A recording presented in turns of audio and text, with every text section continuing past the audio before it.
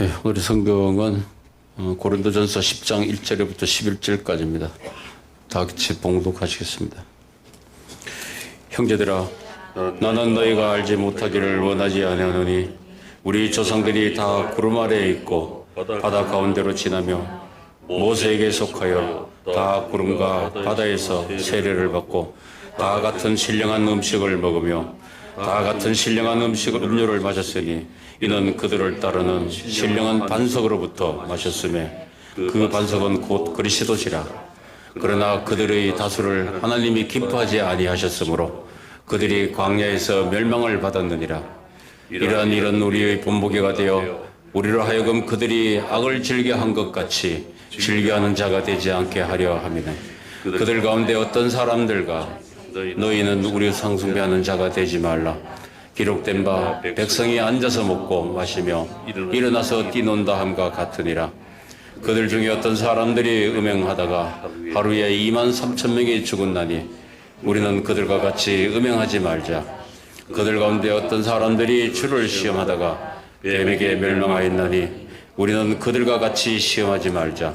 그들 가운데 어떤 사람들이 원망하다가 멸망시키는 자에게 멸망하였나니 너희는 그들과 같이 원망하지 말라. 그들에게 일어난 이런 일은 본보기가 되고 또한 말세를 만난 우리를 깨우치기 위하여 기록되었느니라. 아멘.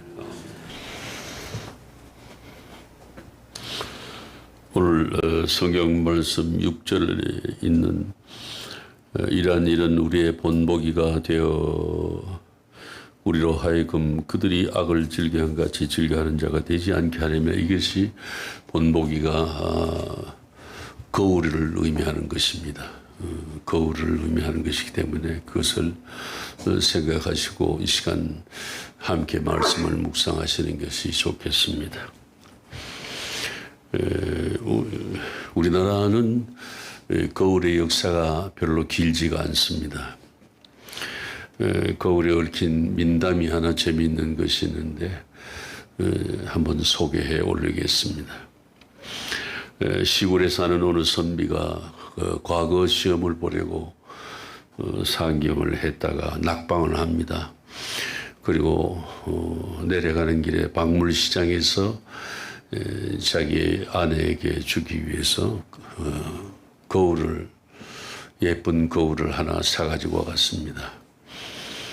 그래 집에 가서 바람벽에다가 걸어놨습니다. 마침 그 젊은 아내가 들어와서 그 거울을 보게 됩니다. 그 거울 속에는 아주 어린 예쁜 여자가 나타났어요. 그래서 이 아내가 목 놓아 울고 있습니다. 과거 시험 보러 가서 시험은 낙방하고 웬 예쁜 아가씨를 첩으로 데려왔냐고 그렇게 울었습니다.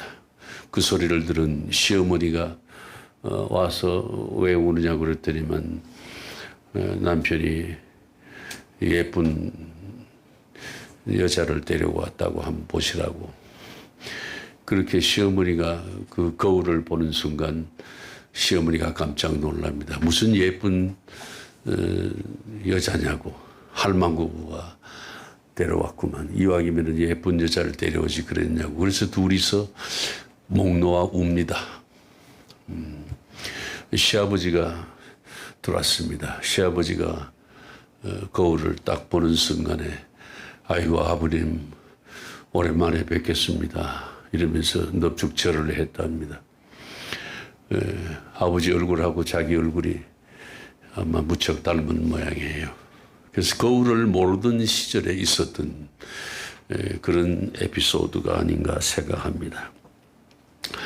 거울을 모르기 때문에 자기 얼굴인지도 모르고 벌어진 그런 일이 아닌가 생각이 됩니다.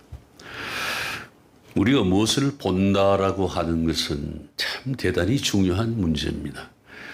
내 눈으로 직접 봄으로써 내게 새로운 지식이 하나 더해지는 겁니다. 그리고 내 눈으로 보기 위해서는 선결 조건이 있어요. 첫째는 보고자 하는 대상이 있어야 됩니다. 삼라만상이 있어야 됩니다. 사건이 있어야 됩니다.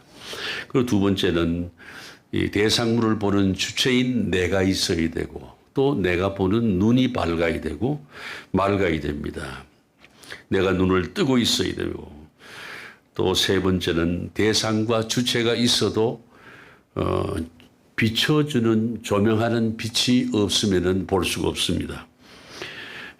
밝은 빛으로 대상을 비춰줄 때만이 비로소 내가 그 물체를 볼 수가 있고 물체에 대한 정체를 알고 그 정체를 알고 난 다음에 그 물체 사물에 대한 지식이 하나 생기는 것이다. 그러나 이것은 타인이나 다른 물체를 볼 때 얘기고 자기 자신에 대한 지식의 경우에는 문제가 다릅니다. 내가 나를 보고자 하지만 내가 나를 볼 수가 없는 것이죠. 내 얼굴과 내 눈과 내 귀를 내가 보지 못합니다. 오직 반사되는 물체, 다시 말해서 거울에 투사시킴으로써 거울에 비춰봄으로써 비로소 나를 보는 것이 가능해진다는 거죠. 그 반사되는 태로만 볼 수 있다. 거울의 특성이고 거울의 속성인 것이죠. 이것이 내가 나를 볼 수 있는 유일한 방법이다.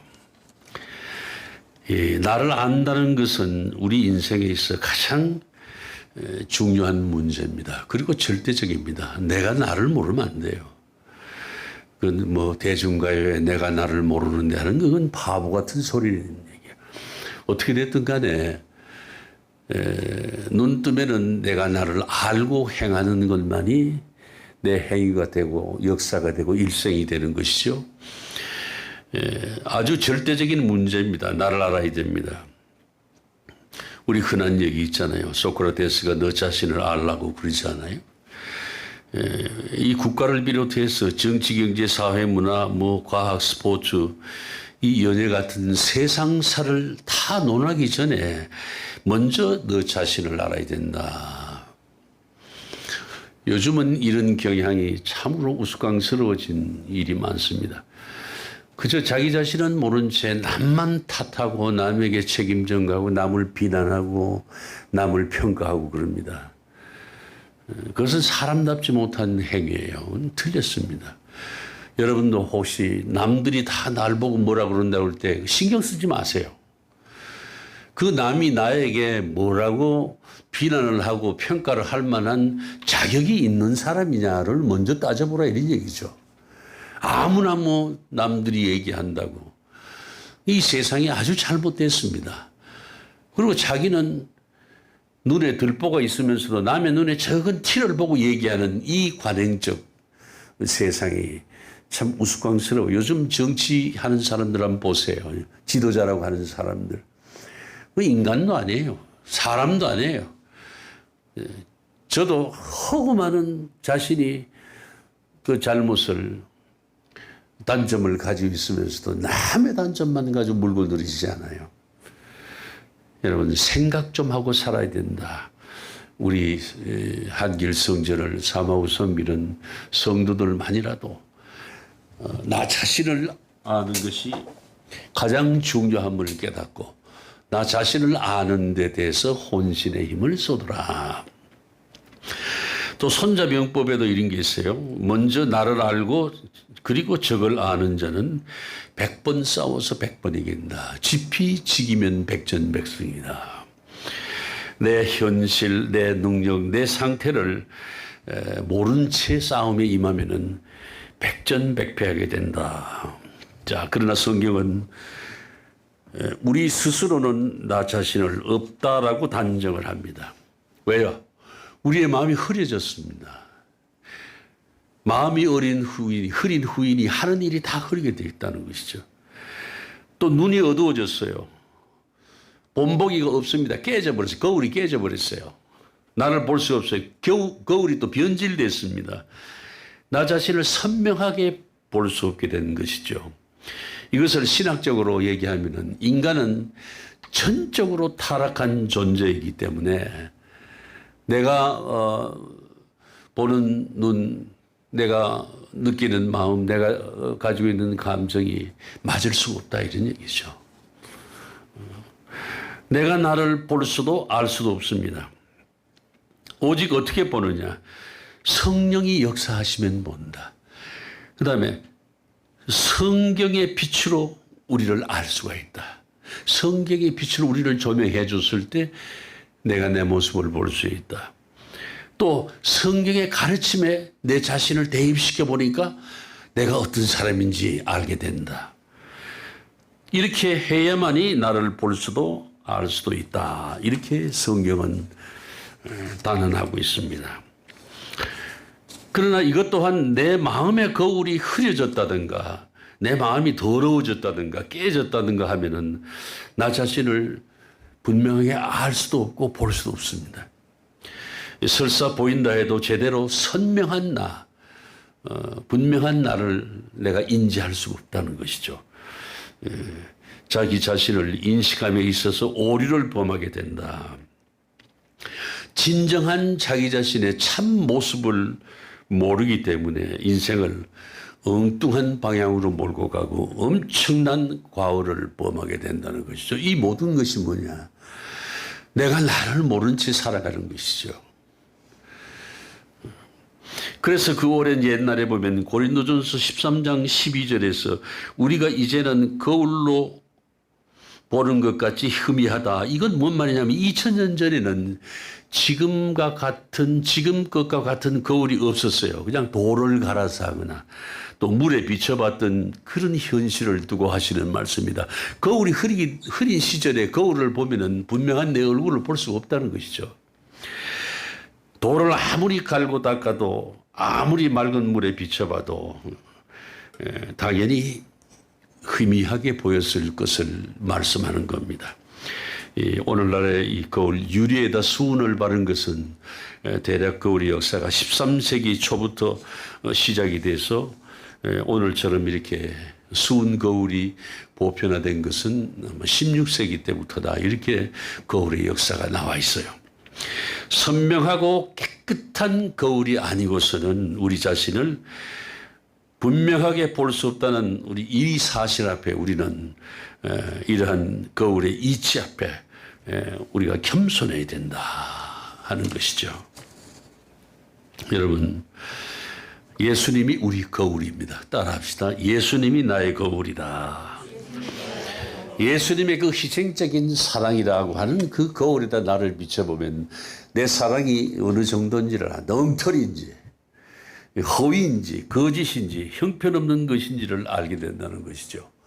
내가 얼마나 구부러졌느냐 하는 것은 아주 똑바른 잣대에다 나를 비춰보면 내가 얼마나 구부러지고 휘어지고 했는지를 알 수가 있다. 그 기준 근거가 우리의 삶에 있어서는 예수님이 거울이시고 기준 근거가 된다. 본보기가 된다는 것이죠.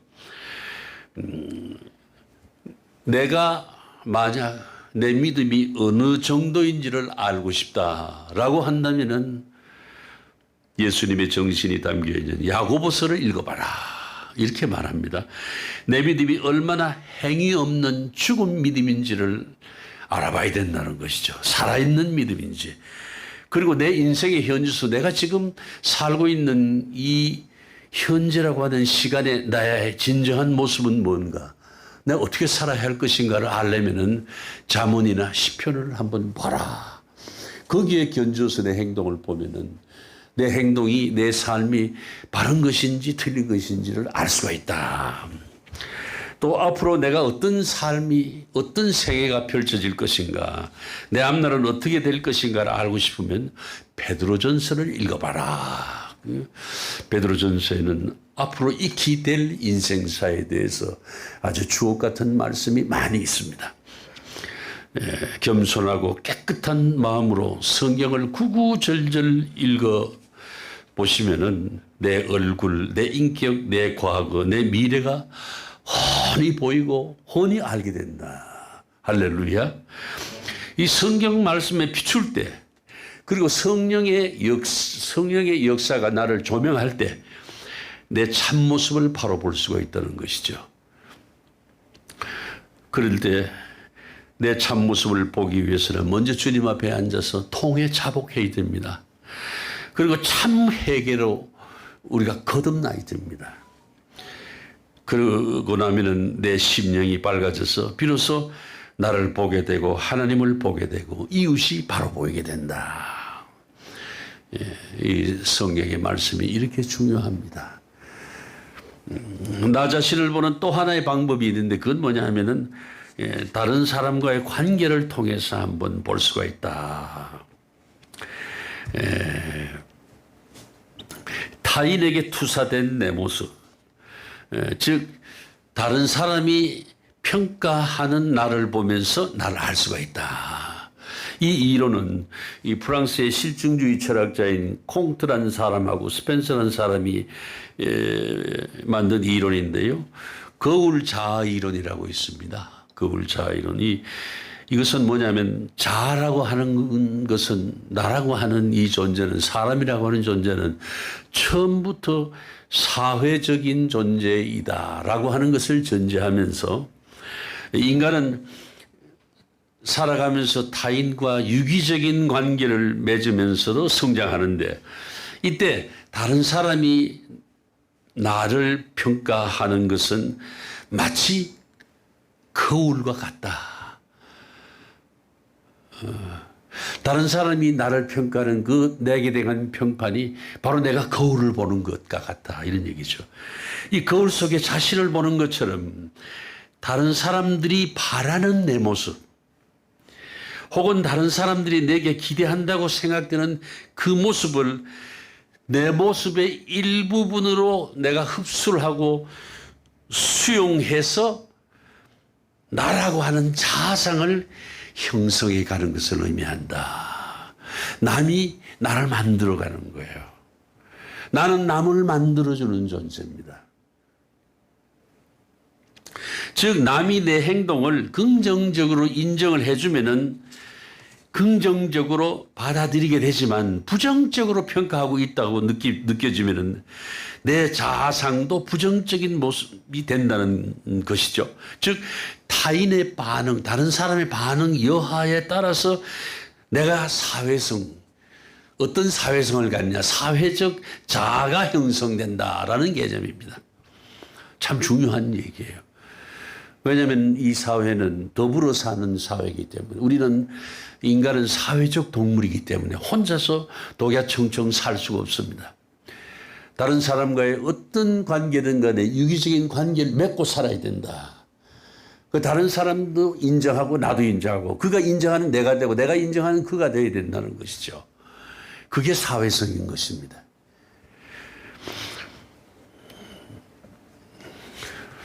비근한 예로 여러분이 예를 들어서 생면부지한 사람한테 전화를 한번 해보세요.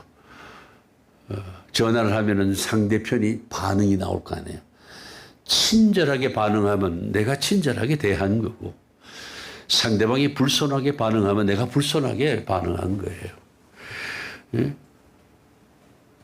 내 전화에 반응하는 그 목소리, 그 어조를 자세히 살펴보면은 나를 어떻게 생각하느냐를 알게 된다는 거죠. 내 음성 한마디를 듣고 나를 파악한 얼굴도 내 지위도 내 신분도 모른 채 그 사람은 목소리 하나 듣고 나를 평가한다는 거죠. 반응한다는 겁니다, 여러분. 우리 언론사에 보면은 언론인들이 전화를 참 불친절하게 받아요. 그럼 꼭 두 마디째는 욕이 나와요, 서로가. 그래서 내가 하도 그것이 안타까워서 저 종로 2가 D골목에 가서 스티커 파는 데 가가지고 I can try라고 하는 그 스티커를 동그란 전화번호 이렇게 옛날 전화번호 동그랗게 왜 번호 써놓은 데 있잖아요. 거기 들어갈 만큼 이제 스티커를 내가 한 200장을 만들어 가지고 와서 밤에 숙직할 때 방마다 다니면서 전화기에다 붙여놨어요. 그 전화 좀 친절하게 받으라는 얘기예요. 근데 그 이튿날 보면 반응이 아주 이상해요. 이게 어떤 놈이 해놨어. 그리고 볼펜 가지고 면도칼 가지고 잡아 뛰는 놈이 없나. 손가락으로 막 긁는 놈이 없나. 별놈 다 있어요.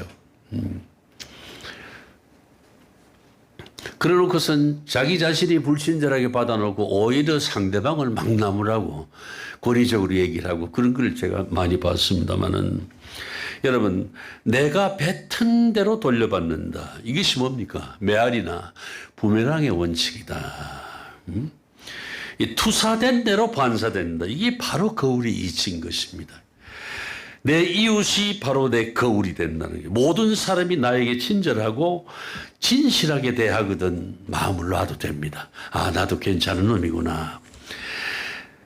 만나는 사람마다 어쩐지 나한테 불친절하게 대하거든 바로 거울을 보라, 이런 얘기입니다. 세상을 원망할 것도 없어요. 자기 자신을 먼저 살피라. 거울을 자주 보는 사람이 돼야 된다. 거울 보기를 즐겨야 된다.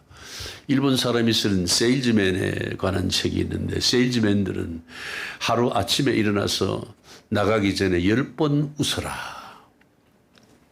거울을 보면서 내가 웃는 하게 만들어가라. 마음에 들 때까지 상대방의 마음에 들도록 얼굴을 만들어가지고 가라. 그것이 세일즈맨들이 해야 될 일조입니다. 그리스도인은 스스로가 서로의 반사체가 돼야 된다. 피차 권면하고 피차 권면해줘야 된다. 왜요?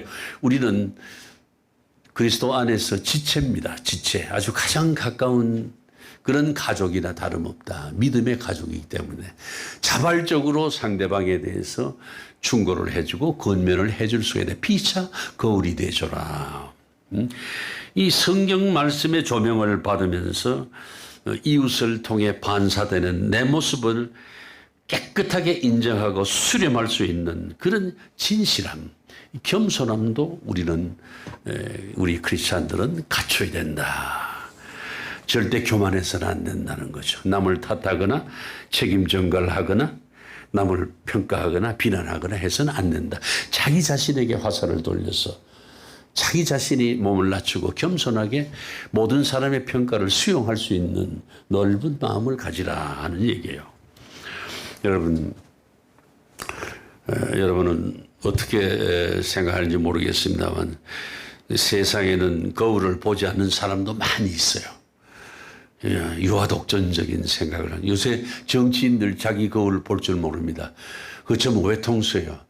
눈알이 하나밖에 없는 친구들입니다. 두 개를 못 봐요. 이 꿀뚝 청소를 하는 두 사람의 대화가 나와 있어요.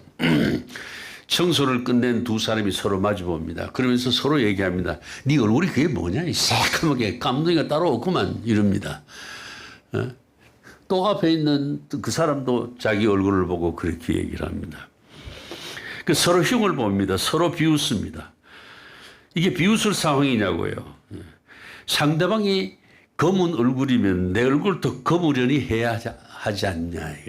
같은 꼴뚜기에 들어갔는데 누가 누구를 보고 검다고 비웃느냐, 이런 얘기입니다, 여러분.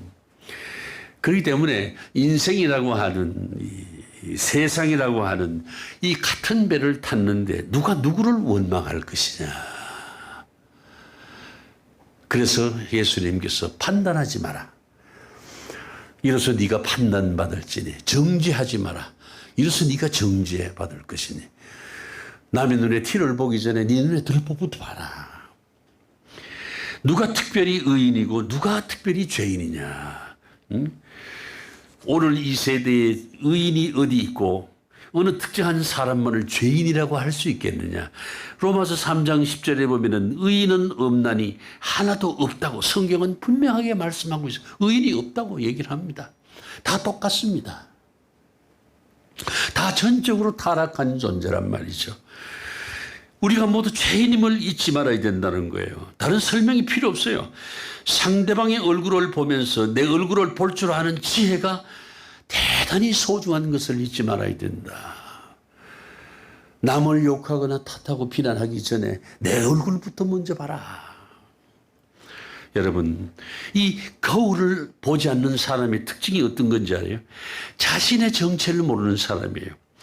그래서 늘 남을 탓하고 원망하고 책임 전가하고 불평하고 불만하고 변명만 들어놓습니다.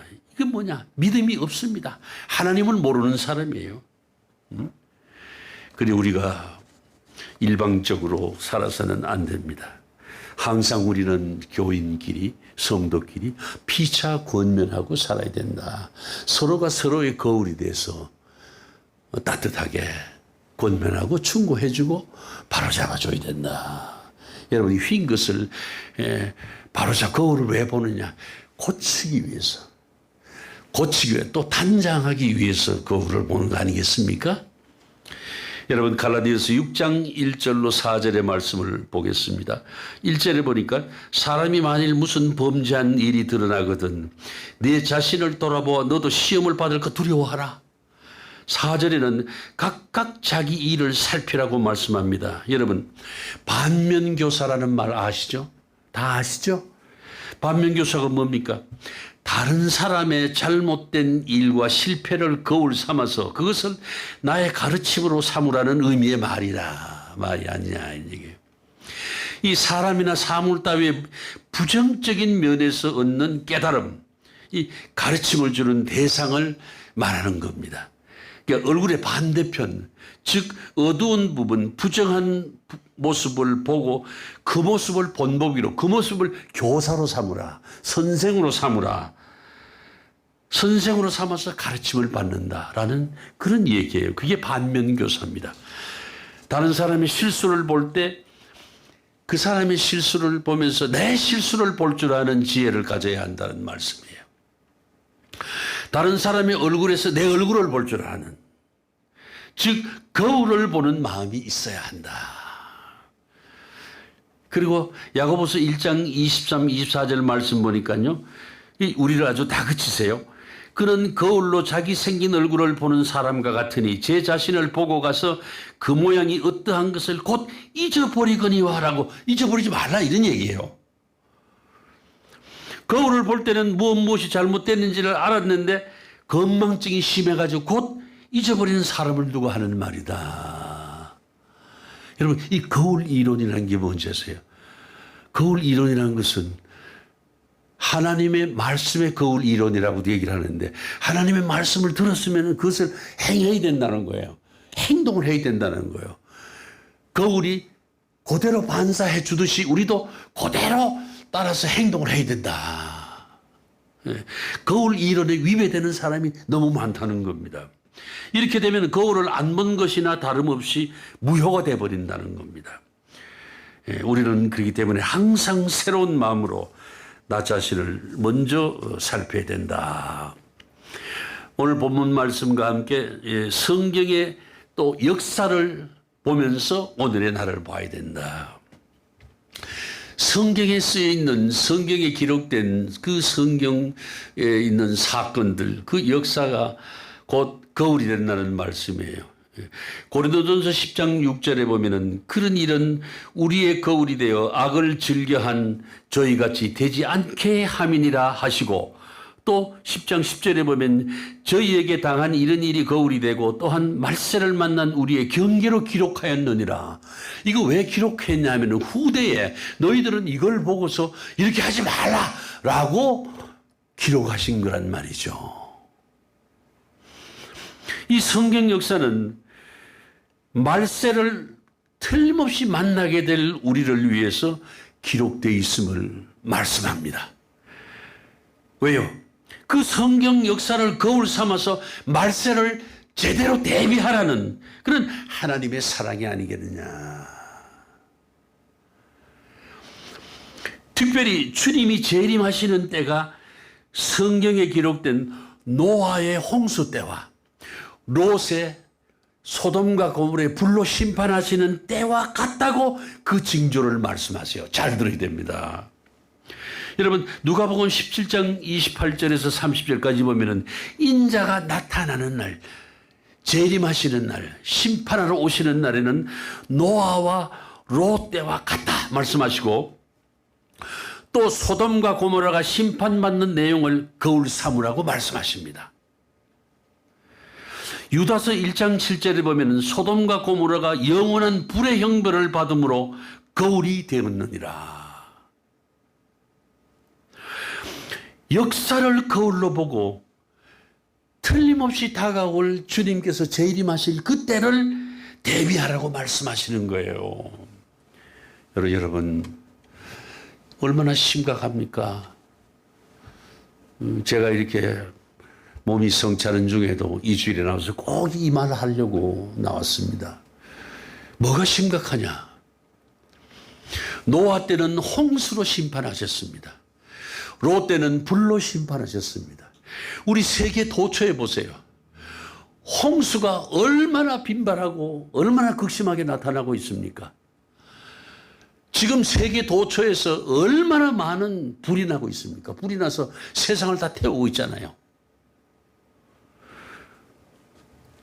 지금 세상 환경을 재림의 때로 볼 수 있는 것은 노아 롯 때 물과 불로 심판하셨음을 상기시키는 말씀이 아니겠느냐. 여러분 우리가 사는 지구의 수명이 거의 다 됐습니다. 평균 기온이 막 올라갑니다. 빙하가 녹습니다. 태평양상에 있는 작은 섬들이 다 지금 바닷속으로 가라앉고 있습니다. 물에 묻혀버립니다. 그리고 육지는 전부 다 고온 현상으로 가물디가물 자연 발화가 돼서 얼마나 지금 불이 많이 나고 있습니까? 이탈리아의 시시리 섬 같은 데는 벌써 반 이상이 다 타버렸다고 그러잖아요. 미국에는 1년 내내 대형 산불이 나고 터키에도 지금 산불이 나가지고 독일 같은 나라에 홍수가 나서 말이죠. 프랑스나. 이게 지금 징조가 우리 애까지 살아봐야 7, 80년 살다가 죽겠습니다마는 세상에 지금 현재 눈 뜨고 보건대도 급속도로 변화하는 것을 볼 수 있지 않냐 이거예요. 달리 말로 설명할 필요가 있겠습니까? 물과 불이 주님의 심판 도구임을 우리가 익히 알고 있지 않냐 이거예요. 지금 우리는 어느 때보다도 이 세상 위기를 깊이 생각하고 냉철하게 판단해야 됩니다. 그것이 우리가 역사의식을 갖는, 그것이 우리가 하나님으로부터 소명의식을 갖는 우리 하나님의 자녀로서의 본분인 것입니다. 나 하나쯤이야 하지 마세요. 나 하나라도라고 하는 생각을 해라 이런 얘기예요. 오늘 새벽에도 나오다 보니까 고속도로가 새벽 5시 됐는데 벌써 몇 터져요. 그렇게 나갑니다. 지금 지역에서 얼마나 많은 확진자가 발생하고 있나요? 전부 수도권에서 나간 사람들이 이리 옮기고 저리 옮겨서 나 하나쯤은 하지 말라 이게 나 하나라도 조심하라 이런 얘기입니다. 여러분 이 성경에 기록된 역사를 보면서 오늘을 보고 나를 보고 이웃을 보면서 또 나를 보고 성경을 거울로 역사를 거울로 볼 줄 아는 그런 지혜가 어느 때보다 필요하다 이런 얘기입니다. 역사라고 하는 것은 과거와 똑같은 모습으로 다시 우리 앞에 나타나지는 않지만 주님이 재림 때의 사건이 그때와 같다고 하셨기에 이 말세를 당한 우리가 거울 삼아야 한다고 말씀하시는 겁니다. 비슷하잖아요. 주님이 재림 때가 노아 롯 때와 같다면은 그때 하나님은 그 심판을 하시겠다는 비밀을 노아와 롯에게 알려주셨고 또 구원의 처소도 마련해 줬습니다. 방주도 마련해 주시고 사람들에게 알려줬지만 믿지 않았기 때문에 심판받았잖아요. 모세 때에도 하나님께서 하나님의 택함받은 선민들이 많았습니다. 많은 표적을 눈으로 다들 봤어요. 그렇지만 하나님의 말씀에 불순종하고 원망하다가 심판을 받았던 것처럼 영적으로 그때와 같은 오늘날의 이 상황, 나는 어떠한 신앙을 하고 나 하나라도 어떠한 신앙으로 살아야 되겠는가 하는 그런 깨달음이 우리에게 절실하다고 저는 말씀드린 겁니다. 여러분, 나 자신을 어디에다 내가 비춰보고 있느냐? 이 바른 투사체, 바른 거울에다 나를 과연 비춰보고 사느냐 이거예요. 어떤 기준에다 나를 지금 대입시켜보고 사느냐. 이게 중요합니다, 여러분. 그거 항상 우리가 점검하고 확인해야 됩니다. 바른 투사체에 나를 비춰야 바른 지식을 얻을 수가 있어요. 이 바른 투사체는 뭡니까? 바로 하나님의 말씀밖에 없더라 이런 얘기예요. 사람에게 투사하지 마세요. 우리나라 사람들 뭐 선진국민이니 뭐 어쩌니 하지만 제가 보기에는 아니에요. 개인 숭배주의 사상이 있는 나라가 어느 나라입니까? 저 미개한 아프리카나 있어요. 우리 보세요. 박사모니, 노사모니, 문사모니, 뭐 문빨이, 대깨문이니 이게 말이 되냐고요. 사람이 오죽 못났으면 같은 인간을 숭배하고 살겠냐 이런 얘기예요.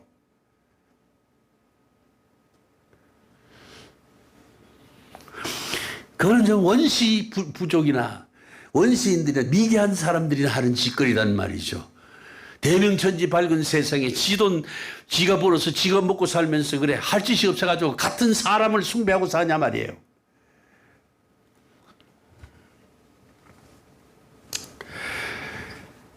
하나님의 말씀의 거울에 나를 비춰 진지하게 나의 참모습을 찾아야 됩니다. 그 길밖에 없어요. 비춰볼 때가 본보기로 삼을 때가 하나님 말씀밖에 없다는 겁니다, 여러분. 왜 교회에 나오느냐? 하나님 말씀이라고 하는 거울에 나를 비춰보고 살기 위해서 나오는 거예요. 그게 뭐냐, 결과적으로. 제대로 된 삶, 사람다운 삶을 살기 위해서 나오는 거다 말이에요. 사람이 사람을 어떻게 가르쳐요? 사람이 사람에게 어떻게 군림합니까? 사람이 왜 사람을 줄줄 따라다니냐고. 얼마나 못났으면은. 하나님 말씀을 따라 살아야 된다. 그래야만이 바른 인간, 참 인간의 모습을 하고 살아갈 것이다.